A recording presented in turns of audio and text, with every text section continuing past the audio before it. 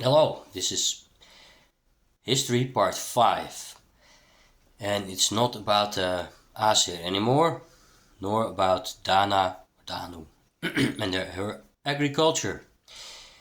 This is about waterbirds and veneration of waterbirds. And I'm going to write it down. I hope I do it right, because there's this Russian guy, Sergei Volovyov, yeah, from St. Petersburg,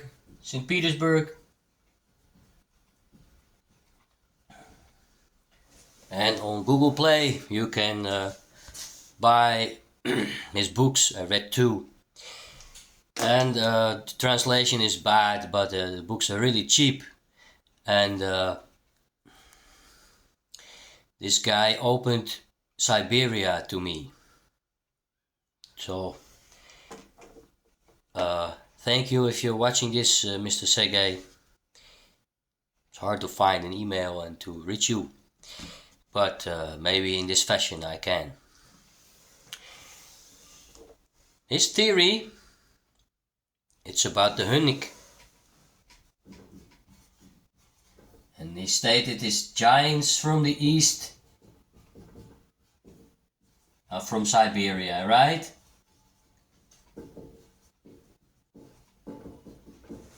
And he's stating that Siberia is, the name is, the B and the V is interchangeable, B, F. That's just P and the F. In language, yeah, the language science. He says it's the tribe, the Severi. We know the word sever, to sever one's head from the body. They were headhunters, and this Siberia was named after them. And these people came to Europe. And he says the Serbi from Yugoslavia, they are a remnant of these peoples. Yeah, I mean, if you look at people from Yugoslavia, you have these broad heads. Yeah, you have broad heads and long heads, long skulls, or broad skulls, and it's like racial features, or if you don't like the word race, it's clan or family appearance. Yep. He also said that his conclusion is that Indo-Europeans eventually come from more eastern part of Siberia up north. And he has another book about the Greeks and the relation between Siberia and the Greeks. It's very interesting. But he got me thinking about waterbirds. Because I said that the Hunnic tribes, Hun might mean one, the union, but it can also mean broader designation. Hun and Hans, or Hans, the G and the H, geese,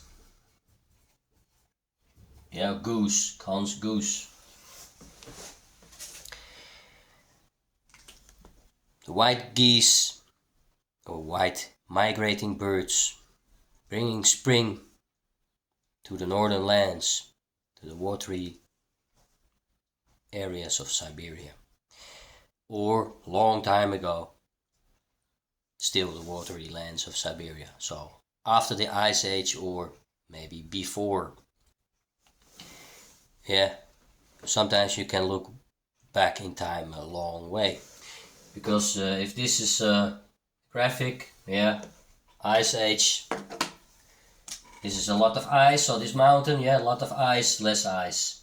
We live now at 2000 AD, and this was at its maximum 20,000 years ago. So 20,000 years before that, so it's 40,000 years ago, the climate was, if this is a peak like that, was the same as now. Yep.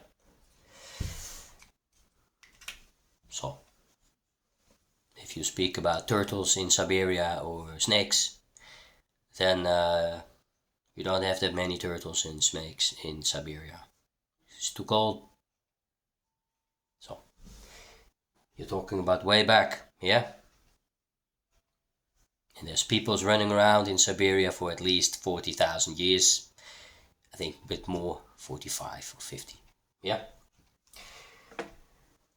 So, let's forget this, but keep it in mind. Sometimes you talk about ancient stuff.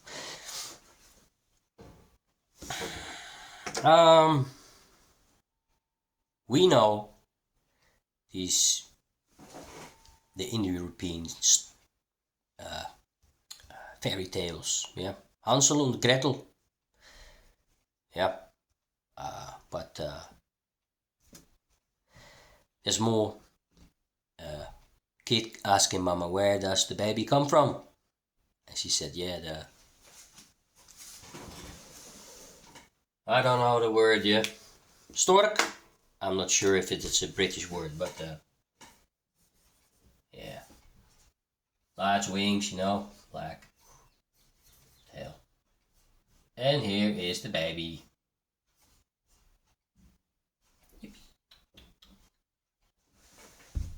This big bird brings the baby.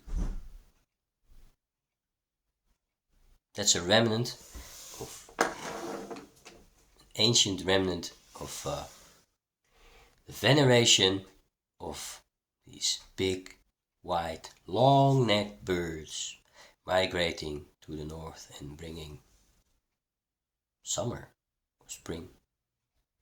Yeah. So, teeming with life.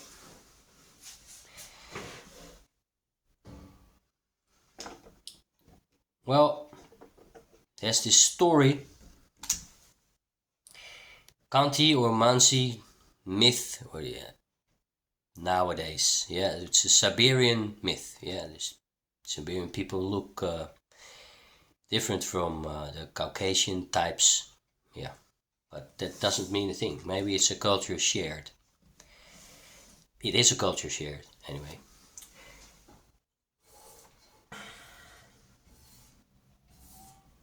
So, the goddess of sunlight, of dawn. Her tresses, her hair is the rays of the sun, are the rays of the sun. Remember Sif, Thor's wife, Sif of the golden hair? Here you have her. Golden-haired goddess. The sunlight is her hair. And the sun was female and the moon was male. Moon, man, mind. Anyway, sun was female. These birds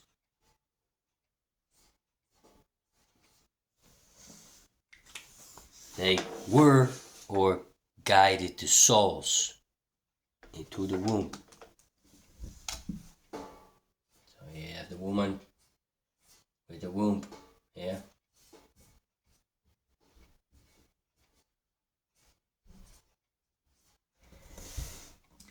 So, soul migration or reincarnation, the knowledge of that is old. Well, we, or let's say the Christians or modern style peoples, yeah, no matter where you come from, you all know that if a person is alive and bullet through the head, dead, yeah, You have just dead flesh lying there. So the soul is gone. We all know that, we all accept it. But the soul has to come from somewhere.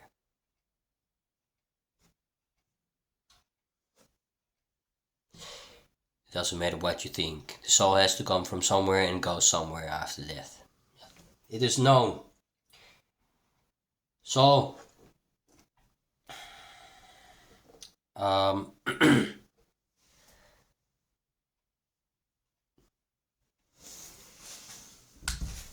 have this long-necked waterbird. I don't know. Yeah. Really long-necked. Yeah, with his wings up like that, or her wings. Yeah. It's a swan. The first Navy SEAL. Sea, air, land, because swan can fly, swim, and walk on land. But if you see a swan eat, yes, because a swan walks on the grass and eats the grass, right? The movement, it's almost snake-like. You watch close and you understand it's snake-like. Big snake-like neck. So, and like snakes, a swan lays eggs with a baby in it, in its own world, its own cosmos, right? This actually, I think, is the first dragon, a swan. Flying snake, the feathered serpent from South America, Middle America. Later all kinds of other animals got into that mix. Yeah, but this is the first. Because flying goats pulling towards chariot, or flying reindeer, or flying horse from Odin, that's this translated or copied to another animal, which got of more importance. Because the lower you live on the hemisphere, the less migrating birds you experienced, like in Siberia, yeah, like at a polar circle when it's eternally light. So sun veneration, it comes from the north, by the way, because the sun in the south in the summer, it's a deadly bastard. It's bringing warmth and light, but a bit of too much, yeah. So, but if the sun is gone for weeks on end, it's very special when it returns. So, I think sun veneration comes from the north, the northern parts of the world.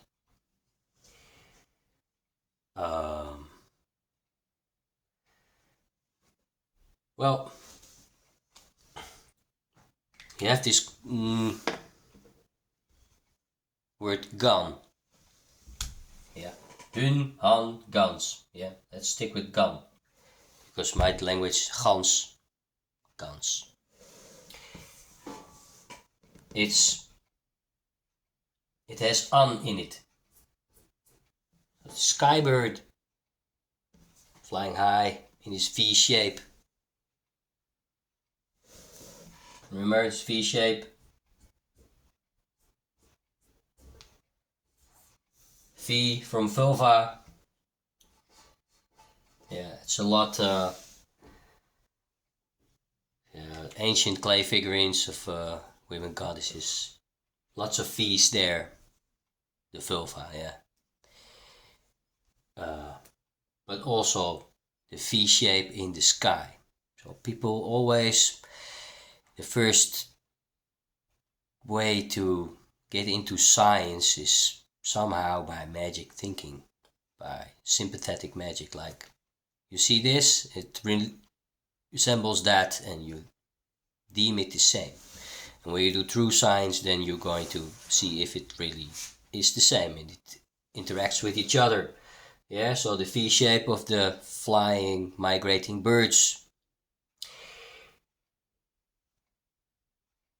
And fertility, the magic of a soul entering a woman. Everybody knows that when a woman is pregnant in the first days or weeks, she has this halo. You can almost see her glow.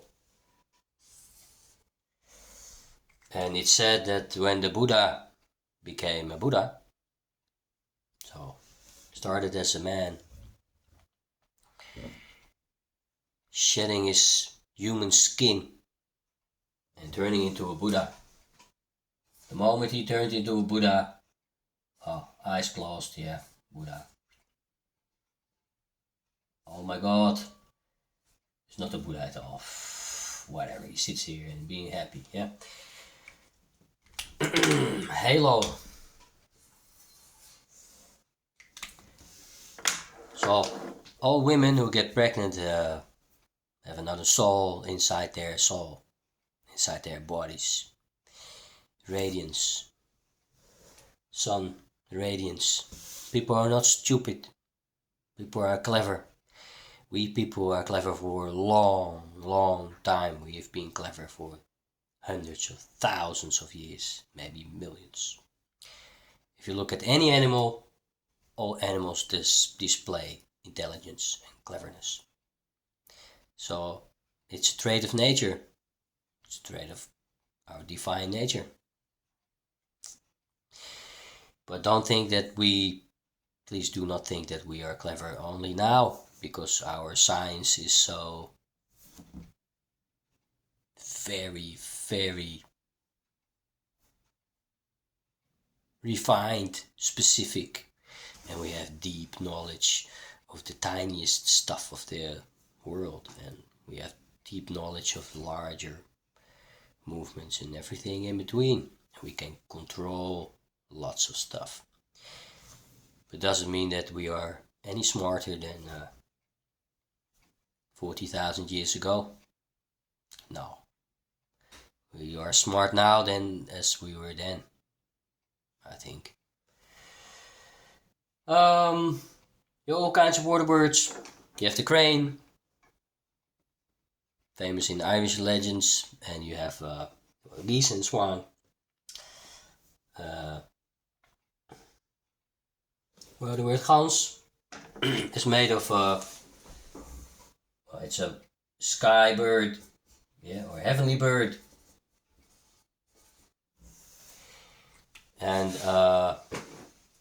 in the Uralbatir legend I talked to you about, which has, I think, very clearly remembrance of the melting of the polar caps, yeah? So we're talking about at least 10,000 years ago. Easy. They speak of this moon, daughter of the moon, Ihelu.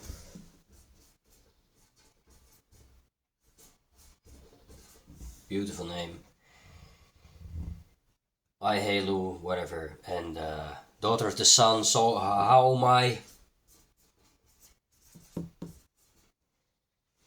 which has Soma in it. Yeah, Haoma is Soma. This famous drink from the ancient Persians and ancient Vedic people. Some drug, but still, doesn't matter. There's remnants of culture here. And his name, Skybird, or Heavenly Bird. Yeah, so. Heavenly Bird. You see in the name Dangun. Dangun.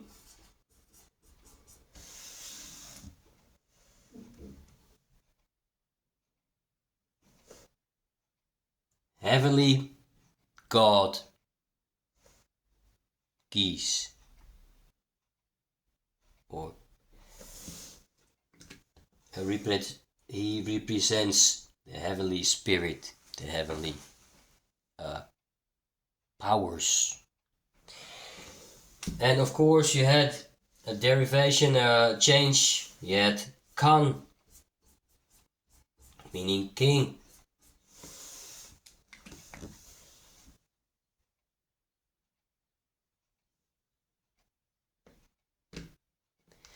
You have the word Meghan. Yeah. She married this British prince, right? Meg means might, macht.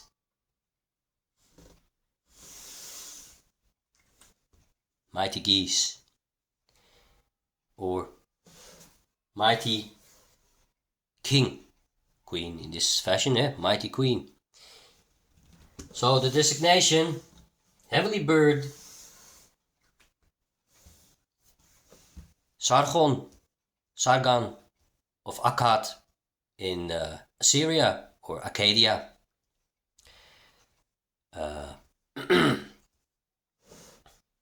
Might be true. There's more. Because you have a very famous valley where Indo-European peoples met. Sedentary agricultural people already there for a long time. Yeah, so it's in the, they call it Bactria Margiana area, the BMAC area. That's somewhere, I don't know which stan, Kazakh or Kyrgyzstan or Tajikistan, I don't know. But here you have India, Himalaya mountains, more Tibet, yeah, more mountains, Mongolia somewhere there. And here you have a valley, it's called the Ferghana Valley. With an E, yeah, Ferghana Valley. Oh my goodness.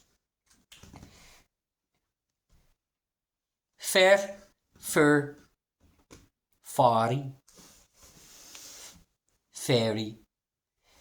It might mean, I think it means bright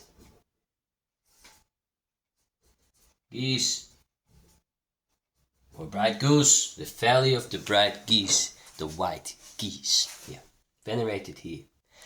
Not only by the Indo-Europeans coming here, but probably also by the sanitary people here.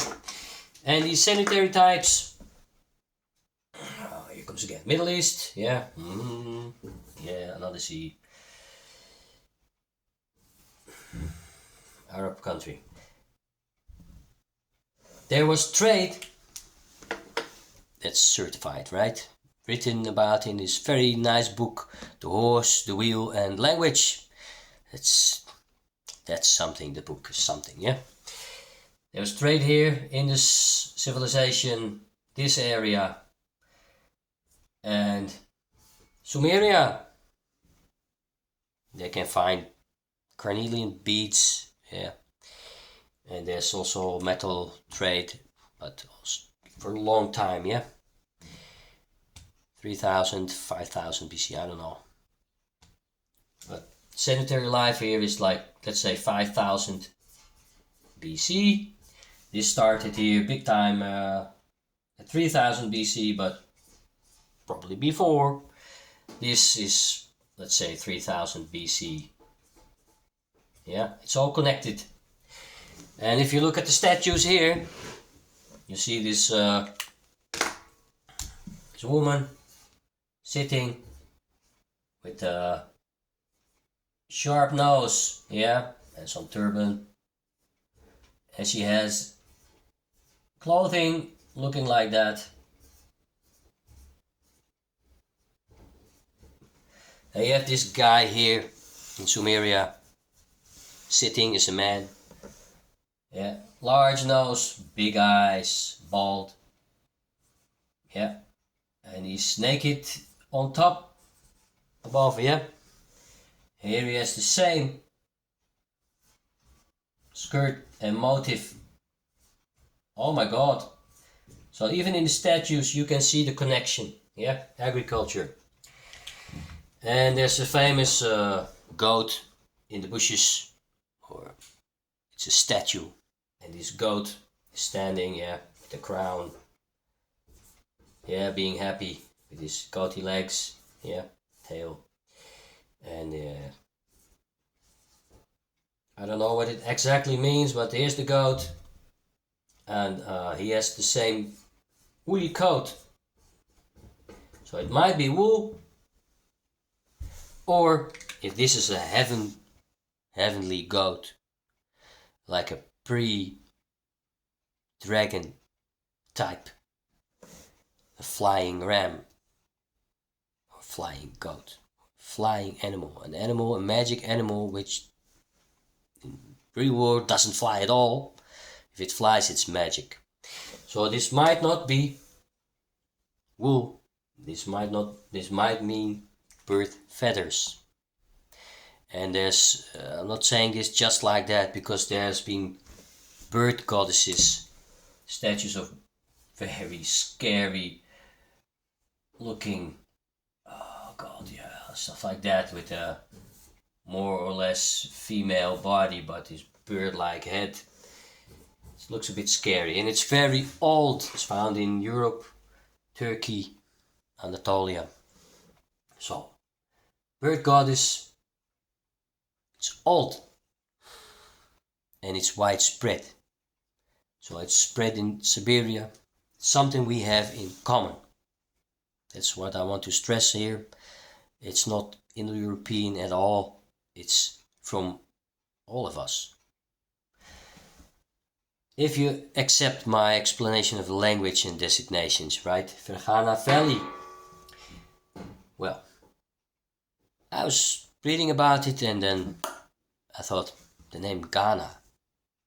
Where have I heard that before? Let's see if there's a connection. So it's still talking about geese, right? Well, I prowled Wikipedia. And of course, you have this empire in Africa. Oh my God, here he goes again. Yep. Africa. You have Ghana here somewhere, right? So it's Africa. Every time again, eh? But still. Yep.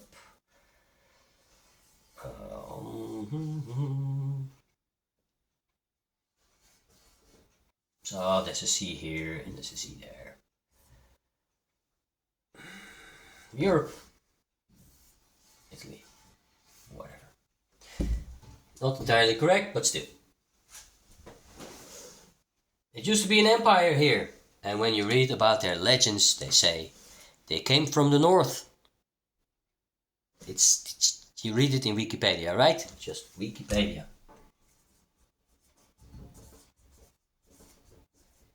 They have legends stating they came from the north and they stayed a while in Egypt.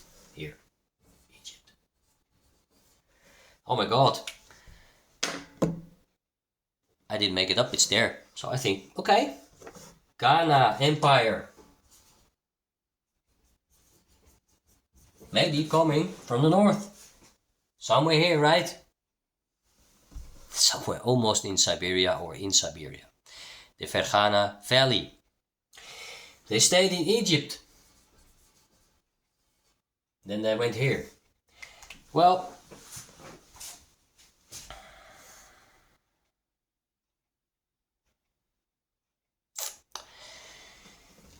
I came upon a lot of, if you look at villages and the tribes, you have lots with Asi, yeah, lots which could point to Asir, the Asir. I'm not kidding. And if they came from Egypt, you have a name which fits the Asir uncannily. It's Osiris.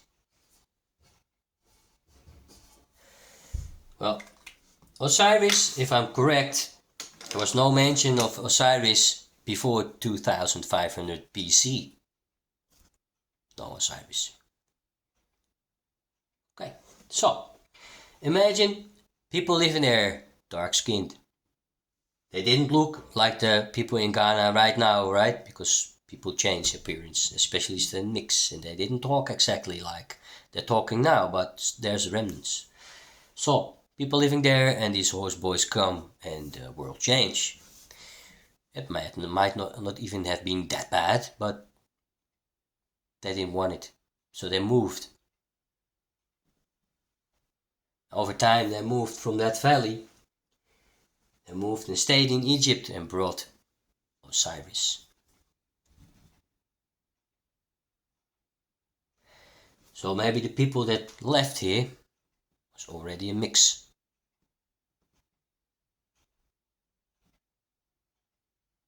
Or not.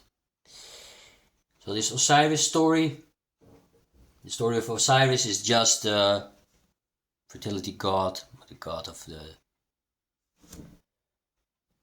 coming up of the sun and the dying sun, and the vegetation god who dies, and his son Horus gets become the new god. Horus and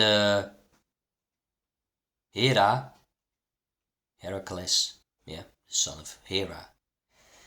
And Horus, it's there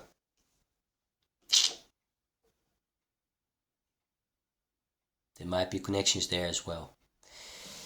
I can't. This consort of Osiris, Isis, I'm not sure. But Aesir, Osiris, yeah, maybe. Far-fetched, right? Not so much. Because Ferghana,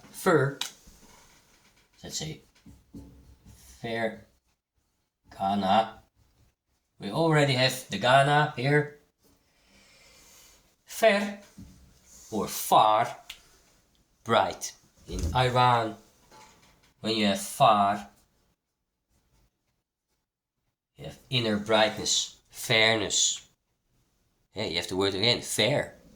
Fairies. Fir tree. If you light a fir tree with all this resin, you know, you light the fir tree in the winter to make a bonfire of fir trees. Yeah, so you light them up outside the house, yeah? You don't have it inside out. But outside the house, you light them up and you celebrate the return of the light. It's magic. Yeah, you light the tree. Fir tree. Fire tree. It's not that far-fetched. And you get the tree in the house to bring happiness inside the house. That's sympathetic magic. So you return the light, you want it inside your house. And usually you didn't live alone in a house, you lived with all families in one big long house, yeah? So it was a group thing, it was a culture thing. And you would jump through fires to clean yourself, to purify yourself. Maybe that was Easter, but still. Bright. You know, all in all, bright, right? Here you have Greece, right? You have Troy with Paris. The P and the F are interchangeable. You don't have to do that much with your mouth to change these two. So Paris is kind of Fari, the one with brightness. And you have Helen of Troy, or Helen was abducted, or Helen, the German word hell, means blonde, bright. And then all the name of Troy was Ilion. Helion, Helen. Yeah. So this bright lady and her bright consort. Anyway. So the designation far, bright, is not that strange. Yeah. So here, in this area, you have Ethiopia with Stafari. Ras meaning high, and Tafari is a family name, but this is the word Fari, fair. Here you have again. Yeah, here you have in the Danakil depression here, you have the Afari, or the Fari, is tribe. The Afar tribe, right? The bright ones. When you're dark skinned and you're called the bright ones, doesn't mean that you are not bright of heart and bright of mind. Yeah, it's not about skin. So, you have them here, the tribe. The Afar tribe. And last but not least, the leader, the most defined one in Egypt, is the Pharaoh. Far. Here you have again. I don't care what you write it down in Semitic. It may be a remembrance. I think the people of the Fergana Valley who shared this, already changed, or we have to think about how we looked in the past, when we were all darker skinned. I guess so. And there was movement here, there. Just a sec. I put it on hold for 1 sec. Yep. Here I am again. It could make sense if you follow this train of thought. Maybe it's far-fetched, maybe not. But last but not least, when you read about the religion in this area, it's called voodoo. Also spelled Voodoo. Okay. I got the goosebumps when I read that. Voodoo and Wodan. Oh God. Voodoo, a shamanic religion. Water, very important there if you read about their hymns, and very nice, very beautiful poems. Not dark at all, not nasty. Voodoo is very beautiful. Wodan, as a Norwegian Asir, he's their king. He's a shaman god as well. Maybe Wodan is not Middle Eastern at all. He's a guy from up north, riding his magic horse. And in this famous Urabatir legend, the hero Urabatir rides his horse Akbutat. And if the horse rides, the earth trembles and the whole heaven shakes. And the horse as your spirit guide to leave your body and to visit the spirit world as a shaman, your shamanic journey.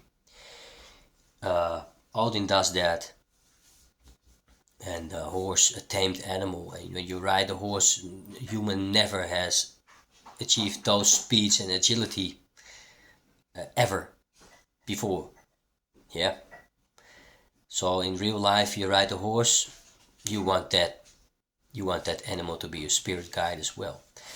And Odin, as a shaman, gave his eye and he put it into the source at the world tree. The world tree is the tree of life, the secret of whole life. And he gave his eye and into the source, and in that source, swans were swimming. So, knowledge of these waters and what the voodoo religion is about, it's much the same. So this story, it's about, if it's all true, if my trains of thought are right, then amazing things have happened in history. So the people who live in Ghana right now, and they don't walk the same, talk the same, and look the same as their ancestors. And might be that part of their ancestors came from Egypt, came from Siberia. Thank you for watching.